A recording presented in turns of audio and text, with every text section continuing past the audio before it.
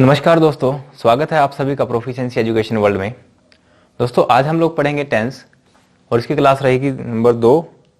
तो इससे पहले एक क्लास हो चुकी है और उसमें हम लोगों ने कुछ बेसिक टर्म्स के बारे में बातें की हैं जिनकी जानकारी होना जो है टेंस को समझने के लिए बेहद ही जरूरी है।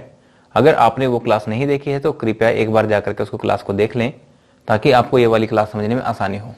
तो चलिए हम लोग शुरू करते हैं आज की क्लास। तो टेंस के बारे में बात करें तो हम लोगों ने पढ़ा था कि टेंस होता क्या है। तो टेंस होता है फॉर्म ऑफ वर्ब्स। ठीक है, ये हमको क्या बताती है, टाइम ऑफ एक्शन के बारे में हमको लोग बताती हैं, ये टाइम ऑफ एक्शन। और साथ ही साथ हमको ये बताती हैं कि उस एक्शन की स्टेट के बारे में, उस एक्शन की अवस्था के बारे में, मतलब वह है एक्शन कंप्लीट हो चुका है या अभी चल रहा है, उसकी कंटिन्यूटी के बारे में बताती है। तो फॉर्म ऑफ वर्ब्स होती हैं टेंस। और ये कितने प्रकार के होते हैं टेंस, इसके बारे में हम लोग समझते हैं। तो टाइप्स ऑफ टेंस, ठीक है, टाइप्स ऑफ टेंस की बात करें तो ये होते हैं बेसिकली 4 तरह के। आपने 12 पढ़े होंगे, वो किस तरह से बनते हैं उसके बारे में भी मैं आपको बता देता हूं। तो सबसे पहले होता है सिंपल या इंडेफिनिट टेंस। सेकंड नंबर पे आता है कॉन्टिन्यूअस टेंस।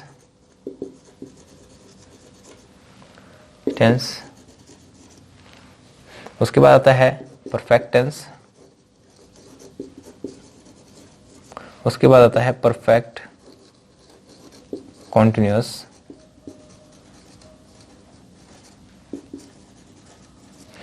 और हम लोगों ने टाइम के बारे में पढ़ा था कि टाइम कितनी तरह से हम लोग जानते हैं। तो टाइम होता है 3 तरह से, यानी एक ऐसा टाइम जो कि अभी चल रहा है उसको कह देते हैं हम लोग प्रेजेंट।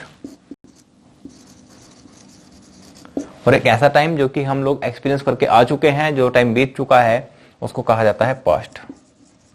जैसे कि अभी मान लेते हैं कि दोपहर के 1 बजा है, ठीक है, 1 PM। तो भैया अगर 12 PM की हम बात करें, इससे पहले आया था 1 घंटा पहले, तो 12 बजे हुए थे, और अभी उसके बाद जो आएगा वो 2 बज चुके होंगे। ठीक है, मैं इसको 2 PM लिख देता हूँ यहाँ पर। तो ये जो 12 PM का जो समय था, ये अभी तो 1 बजा हुआ है, तो इसी वजह से 1 तो हो गया प्रेजेंट। 12 बजे का जो समय था वो हो गया पास्ट। और जो 2 बजे का समय है अभी तक हम लोगों ने देखा ही नहीं है, अभी तो हम लोग 1 बजे भी जी रहे हैं, एक्सपीरियंस नहीं किया ना अभी 2 बजे तक को, तो इसीलिए इसको कह देते हैं हम लोग फ्यूचर। चलिए, ये हो गए हमारे पास 3 अलग अलग तरह के टाइम।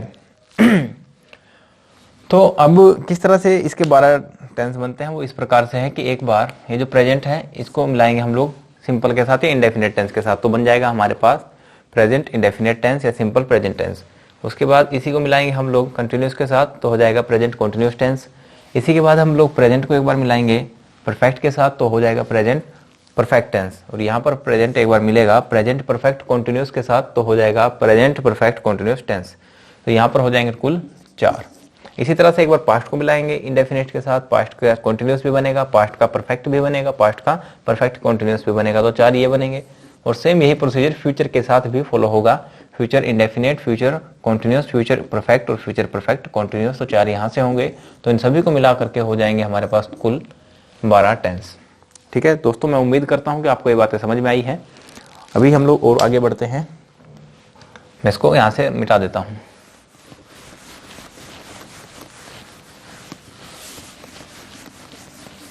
अब हम लोग पढ़ेंगे प्रेजेंट इंडेफिनिट के बारे में। शुरुआत करते हैं प्रेजेंट इंडेफिनिट से ही। चलिए मैं यहाँ पर हेडिंग डाल देता हूँ, प्रेजेंट इंडेफिनिट टेंस। नंबर 1 पे डाल देते हैं। चलो इसको, इसमें क्या रहेगा, हम लोगों ने इससे पहले वाली क्लास में देखा था कि एक सेंटेंस को बनाने के लिए हमारे पास सबसे पहले क्या जरूरत होनी चाहिए, वर्ड्स होने चाहिए। ठीक है, वर्ड्स को हम लोगों को क्या करना है, फिर ग्रुप ऑफ वर्ड्स बना लेंगे, उनका काफी सारे वर्ड्स हमको चाहिए, तो ग्रुप ऑफ वर्ड्स हो जाएगा हमारे पास। और ग्रुप ऑफ वर्ड्स भी कैसे होने चाहिए, वर्ड्स का हम लोगों को पता है मीनिंगफुल तो होते ही हैं, और ग्रुप ऑफ वर्ड्स भी जब हम लोग लिखेंगे तो वो मीनिंगफुल तो हो जाएगा। लेकिन समस्या एक रहती है कि उसके साथ हमको जरूरत होती है एक स्ट्रक्चर की। ठीक है, जैसे हम लोग कहते हैं कि मेहमान को प्लेट में रखकर खाना खिलाओ, तो उसमें क्या है, समझ में नहीं आ रहा है कि मेहमान को प्लेट में रखना है या खाने को प्लेट में रखना है। तो इस सेंटेंस के अंदर बिगड़ा क्या हुआ है, तो इस सेंटेंस का बिगड़ा हुआ भी है स्ट्रक्चर। और स्ट्रक्चर को ही ठीक से बनाने का जो हमको ज्ञान देता है या हमको समझ बनाता है हमारी, तो वो बनाता है टेंस। तो यहीं से समझते चलते हैं और सबसे पहले हम समझते हैं कि प्रेजेंट इंडेफिनेट की स्ट्रक्चर क्या रहेगा। यहाँ पर देख लेते हैं स्ट्रक्चर इसका।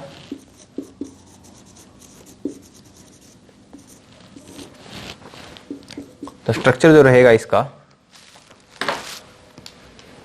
वो रहेगा सब्जेक्ट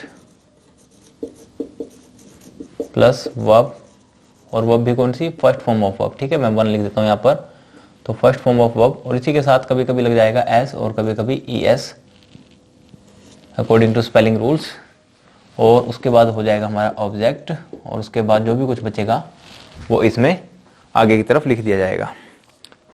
ठीक है, उम्मीद करता हूं कि आपको ये बातें समझ में आ रही हैं। चलिए अब बढ़ते हैं आगे। हम लोगों को सब्जेक्ट के बारे में पता है, हम लोगों ने समझा था कि सब्जेक्ट होता क्या है। तो सब्जेक्ट होता है किसी काम को करने वाला, जो भी डूअर होता है उसी को कह देते हैं हम लोग सब्जेक्ट। वर्ब क्या होती है, ये एक्शंस होते हैं। ठीक है, और वर्ब्स जो हैं हेल्पिंग वर्ब है या यहाँ पर ये मेन वर्ब है, इसके बारे में डिस्कशन करेंगे थोड़ी देर के बाद। फिलहाल आप ये जानते हैं कि वर्ब होती है, वर्ब की फर्स्ट फॉर्म होती है, और कुछ ऑब्जेक्ट होते हैं। ठीक है, इसके बाद ऑब्जेक्ट का लगाया जाता है। ऑब्जेक्ट क्या होता है, सब्जेक्ट क्या होता है, ये हम लोगों ने पिछली क्लास में पढ़ लिया है। और रही बात वर्ब की, तो वर्ब की first form, second form, third form, ये सब क्या है, ये थोड़ा सा मैं बता देता हूँ कि वर्ब जो है 3 तरह की होती है यहाँ पर, या इसकी 3 फॉर्म्स होती हैं। जैसे मान लेता हूँ, मैं लिखता हूँ गो, तो गो के लिए सेकंड फॉर्म हो जाएगी इसकी वेंट, और थर्ड फॉर्म हो जाएगी इसकी गोन। यानी कि इसकी फॉर्म होती है फर्स्ट फॉर्म, सेकंड फॉर्म और थर्ड फॉर्म। तो आपका होमवर्क यही है, आपको अपने आप से जो मेहनत करनी है वो यही है कि आपको ये फॉर्म्स ऑफ वर्ब याद करनी है। ठीक है, अब मैं कुछ और लेता हूँ, जैसे कि लिख देते हैं रीड। ये रीड रीड रीड ही होता है, लेकिन पढ़ा इसको होता है रीड रेड रेड। ठीक है, और इसके बाद जैसे मान लो मैं लिख देता हूं कि कम, केम, कम। ठीक, और हो जाएगा जैसे कैच, कोट, कोट। तो इस तरह से हो जाएगी हमारे पास कैच, कोट, कोट। तो ये क्या हो गई, फर्स्ट फॉर्म, सेकंड फॉर्म और थर्ड फॉर्म।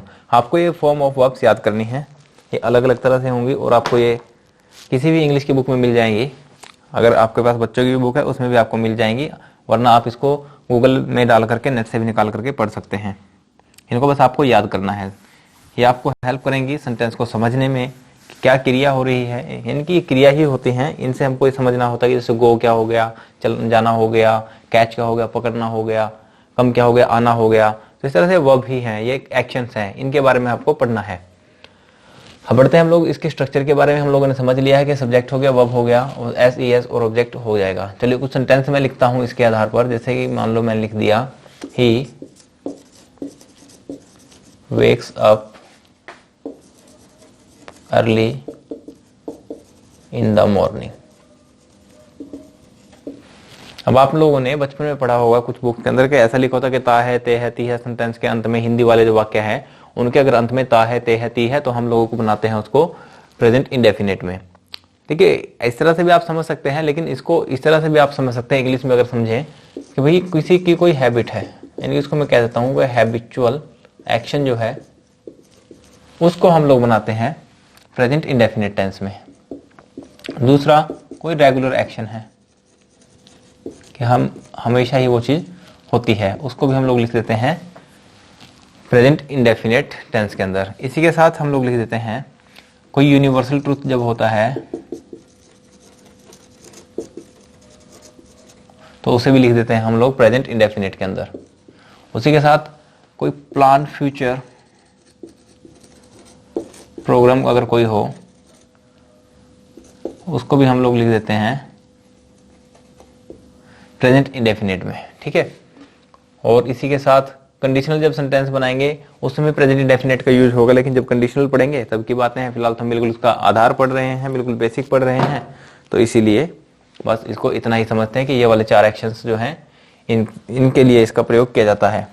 और साथ में एक और समझ लेते हैं कि जो न्यूज़पेपर हेडलाइंस होती है वो भी इसी टेंस के अंदर लिखी जाती है, न्यूज़पेपर हेडलाइंस।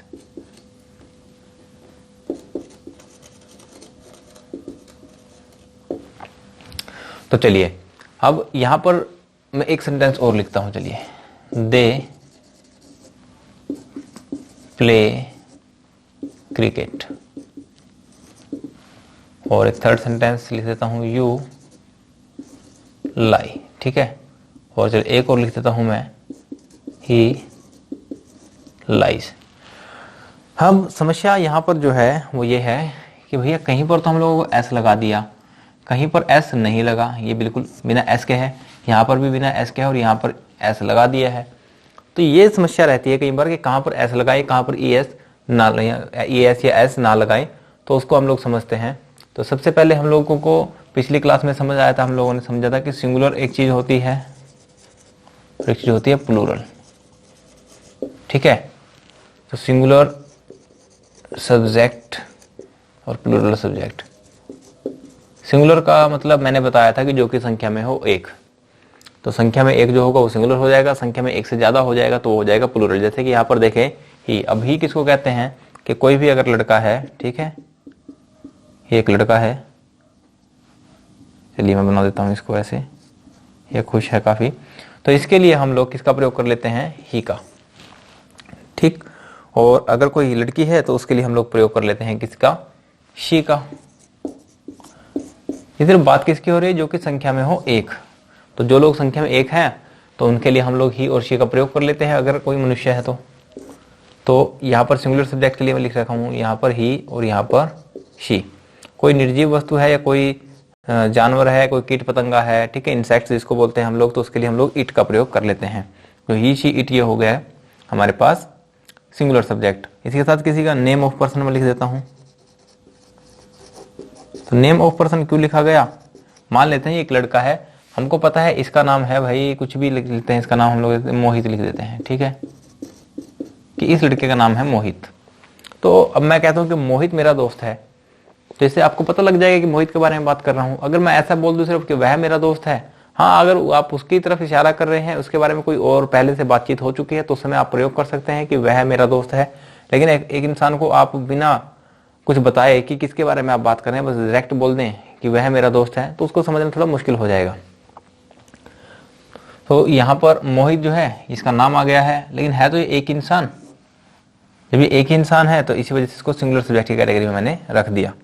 तो मतलब कहने का मतलब ये है मेरा कि सिंगुलर सब्जेक्ट जो भी होंगे उन्हीं के साथ हम लोग लगाते हैं एस या ई एस वर्ब में। ठीक है, और जो हमारे पास प्लूरल सब्जेक्ट होंगे, जैसे ही है, यहाँ पर एक ही लड़का था, अगर मान लो ये दो होते, ठीक है, चलो इसकी आंख बना देता हूं मैं, अगर ये मान लो दो होते तो क्या बोलते हैं हम लोग, इनको दे बोलते हैं। यानी कि एक से ज्यादा अगर लड़के हो जाएं या एक से ज्यादा लड़कियां हो जाएं तो उनको बोल देते हैं हम लोग दे, यानी कि एक से ज्यादा मनुष्य। अगर एक से ज्यादा लड़के और लड़कियां इकट्ठे हैं फिर भी उनको दे ही कहा जाएगा। तो हो गया हमारे पास दे। तो और उसी के साथ कोई भी प्लूरल सब्जेक्ट जो भी होगा हमारा, प्लूरल सब्जेक्ट में और क्या आ जाएगा, जैसे मान लो दो इंसान है, इसका नाम मोहित है, इसका नाम लिख देता हूं मैं रोहित। तो अगर मैं ऐसा लिखूं रोहित एंड मोहित, तो इसका मतलब कितने लोग हो गए, अब दो लोग हो गए, तो इसको कहा जाएगा प्लूरल सब्जेक्ट। तो प्लूरल सब्जेक्ट के साथ एस या ई एस नहीं लगता। बस इतनी बात ध्यान रखें आप कि अगर हमारे सेंटेंस का सब्जेक्ट जो है वो सिंगुलर है तो एस या ई एस लगाएंगे, अगर हमारे सेंटेंस का सब्जेक्ट प्लूरल है तो हम लोग एस या ई एस का प्रयोग नहीं करेंगे। अब इसके अंदर दो अपवाद है, वो जरा समझ लें कि जो शब्द है यू, यू का मतलब अगर दो लोग हैं आपस में बातें कर रहे हैं, जैसे दोनों ही एक दूसरे के लिए बातें कर रहे हैं, एक दूसरे के साथ बातें कर रहे हैं, तो इसके लिए अगर ये इंसान बात कर रहा है तो इसके लिए प्रयोग होगा आई, ये कहेगा मैं, और ये दूसरा वाला इंसान है इसके लिए हो जाएगा यू। और अगर ये वाला इंसान बात कर रहा है तो इसके लिए खुद हो जाएगा आई और ये वाला हो जाएगा इसके लिए यू। यानी कि आमने सामने वार्तालाप में जो दो इंसान होते हैं जो बातें करते हैं, जो स्पीकर होगा, जो बोलेगा इंसान, वो हो जाएगा हमारे पास आई, और जो इंसान उसको सुन रहा है, जो उसकी बातों को सुन करके उनको इंटरप्रेट कर रहा है या समझ रहा है, वो इंसान हो जाएगा यू। तो उसको यू के लिए डिनोट करेंगे हम लोग यू के साथ। तो यू और आई ये दो ऐसे हमारे पास सब्जेक्ट होंगे एक सेंटेंस में जिनके साथ भी एस या ई एस नहीं लगेगा। ठीक है, तो सिर्फ सिंगुलर सब्जेक्ट के साथ लगेगा, आई और यू के साथ नहीं लगेगा। बस आइए इसी के आधार पर हम लोग इस बात को समझ लेते हैं कि ये क्या हो रहा है यहाँ पर, कि यहाँ पर जब देखा मैंने ही है तो ही के साथ जो हमारा सब्जेक्ट है ये हो गया हमारे पास सिंगुलर सब्जेक्ट। और सिंगुलर सब्जेक्ट है तो अभी हम लोग समझ कर क्या है कि सिंगुलर सब्जेक्ट के साथ एस या ई एस लगेगा, तो यहाँ पर मैंने लगा दिया एस या ई एस। ठीक होगी बात। दे के साथ जो है दे हो गया प्लूरल, तो प्लूरल होने की वजह से इसके साथ में जो भी आएगा एस या ई एस नहीं लगेगा, बस फर्स्ट फॉर्म ऑफ वर्ब लग जाएगी, तो प्ले लगा दिया, बिल्कुल ठीक है। यू जो है इसके साथ भी अभी समझा हम लोगों ने कि यू के साथ भी एस या ई एस नहीं लगेगा, तो यू के साथ भी एस या ई एस नहीं लगेगा, लाई लिखा है मैंने, ये बिल्कुल ठीक हो गया। ही जो है वो एक सिंगुलर सब्जेक्ट है और ही के साथ एस या ई एस का प्रयोग होगा, इसी वजह से मैंने ही के साथ लाइज का प्रयोग कर दिया है। क्लियर यहाँ तक बातें। चलिए मैं 2-4 सेंटेंस और लिखता हूं, उसमें ट्राई करते हैं इसको। जैसे कि दे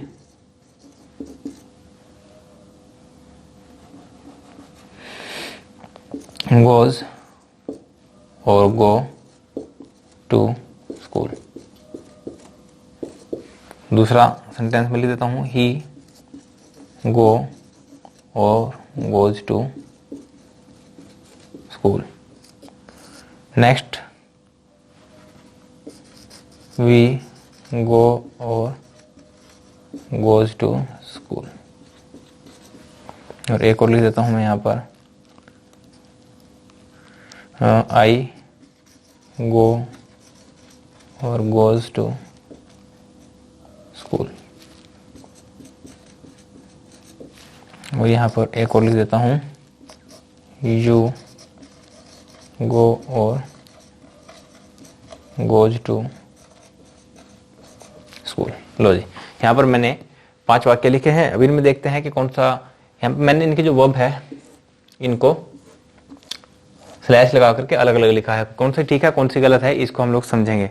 इससे पहले यहाँ पर एक चीज और समझ लें कि दे मैंने लिखा है यहाँ पर प्लूरल में, इसी के साथ साथ वी को भी हम लोग प्लूरल रखते हैं। जैसे कि अगर कोई इंसान है आई और आई से ज्यादा लोग हो गए तो प्लूरल उनको माना जाएगा, यानी कि बोलने वाले, यानी कि अब 3-4 लड़के हैं वो खेल रहे हैं और उनसे कोई पूछ ले कि भाई तुम क्या कर रहे हो, तो वो सभी लोग एक जवाब दें कि हम खेल रहे हैं, तो हम जो शब्द प्रयोग किया उन लोगों ने एक से ज्यादा लोगों के लिए प्रयोग कर लिया, यानी कि अब संख्या में एक से ज्यादा हो गए।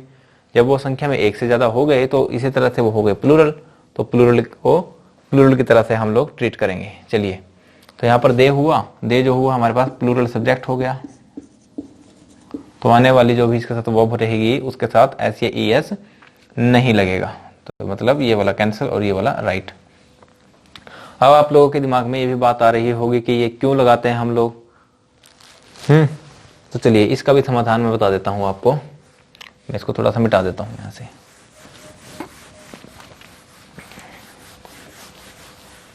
बात सिर्फ इतनी है कि अगर हमारे सेंटेंस का जो सिंगुलर सब्जेक्ट होगा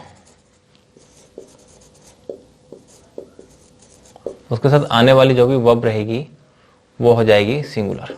बस बात ये है कि अगर हमारे सेंटेंस का सब्जेक्ट सिंगुलर है तो आने वाली वर्ब भी सिंगुलर हो जाएगी। अगर हमारे सेंटेंस का सब्जेक्ट जो है वो प्लूरल है